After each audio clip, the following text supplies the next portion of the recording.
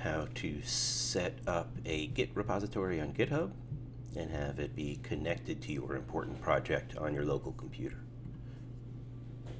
I'm signed into GitHub. I'm going to go to my repositories and click New, and I'll call this Important Project. You can call it whatever you want. Except you have to use legal characters. I'm going to leave everything else unchecked for now. And hit Create Repo. That will bring me to the repo. This URL will be important.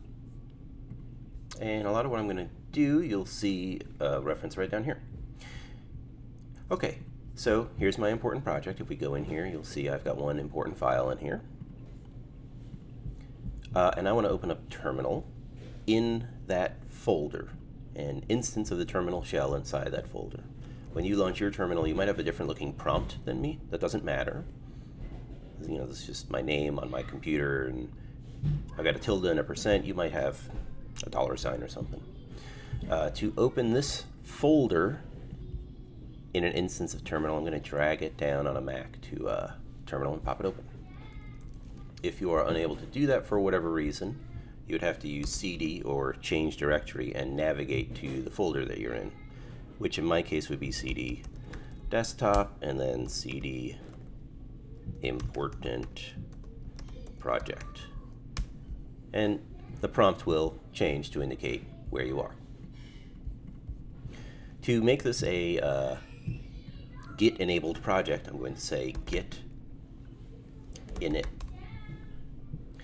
And you should be told that you've initialized, in this case, an empty repo. It's empty even though there's a file in here because we haven't run the next command, which would be add, and the command after that, which would be commit.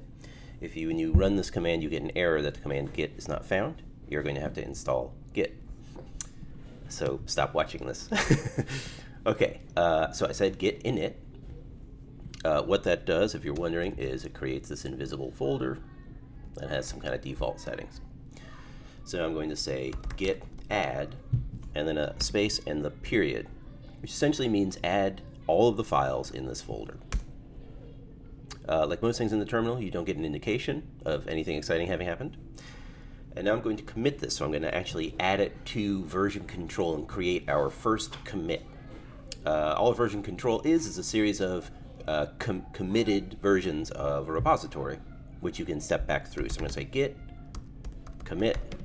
Each time you commit, the best practice is to add a message. We do that with the flag -m, and then in quotes you'll add the message. And the standard first message is first commit. My branch is called main. Yours might be called main. It might be called master. The important thing is that you have the same settings locally as you do globally. If not, you have to change branches. It gets kind of confusing. Okay, so I've committed this. This is still not up here on GitHub, so if I refresh, it doesn't know about this GitHub. So now I have to tell my local version of Git about this repo I've created for it. So I have to tell it its remote origin. I'm going to say Git Remote Add Origin, and then I need this URL. If you were to Google this, you'd find 4 different ways of doing it. You could put quotes around it, but you can also not. You can add .git at the end. You could also not. If we want to see if that worked, we can say Git Remote -v, and it should indicate to us the URL that we've set as the origin for both fetch and push. Now, the first time we push is the verb that we're going to use to push our content from local to global. The first time we run push, we have to add a little flavor. So we're going to say git push. I'm going to add the flag u and say origin main. And that's because I was told up here, here's main. That's what I want. If yours up here said master, you'd probably want to say master. And again, the most important thing is that you're syncing it with what you have up here in GitHub. You can change in GitHub what your default setting is. Okay, I get a lot of feedback, and if I refresh here, I can see I've got my important file added. All right, so let's add a second version to this. And what I mean is I have now done a lot of work on this second important file, and I'm going to take it and add it to my folder. So how do I update my repo online? Well, first I have to run, here I'm just going to open a new folder, so it's a little, I'm sorry, a new terminal window, so it's a little cleaner. Let me blow up my text again. So I'm going to say, we've already initialized it, so we never have to initialize again. I'm going to say git add period. And so that would add, again, any new files, any modified files. And now I'm going to say git commit -m added important file 2, I think I called it. Okay, and that's just the message that you would see when you look at it, just like we see first commit here.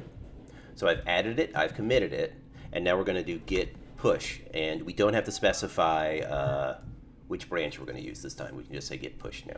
So the setup is the hard part, and then you're good to go, and you should see main to main. You should be able to refresh here.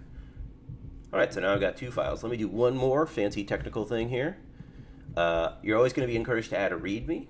You can click here and add that manually, but you could also, while you're in terminal, I like to work all locally because I often run into problems with GitHub. If I do some work up here, there's going to be issues with syncing from 2 different locations that each have new content. To create a README file locally, you would say touch. That's our verb in this terminal shell. That'll create the file, and it's readme, all capitals, .md, and MD stands for Markdown. And so that created that file, and if I were to try to open that file, by default, on my computer, it would open with Xcode. I do not want that. I'm going to open it in a simple code editor, brackets. And it's blank, of course. So let's add some stuff here. When we write in Markdown, so I'm going to say hashtag and say, this is my readme.md file.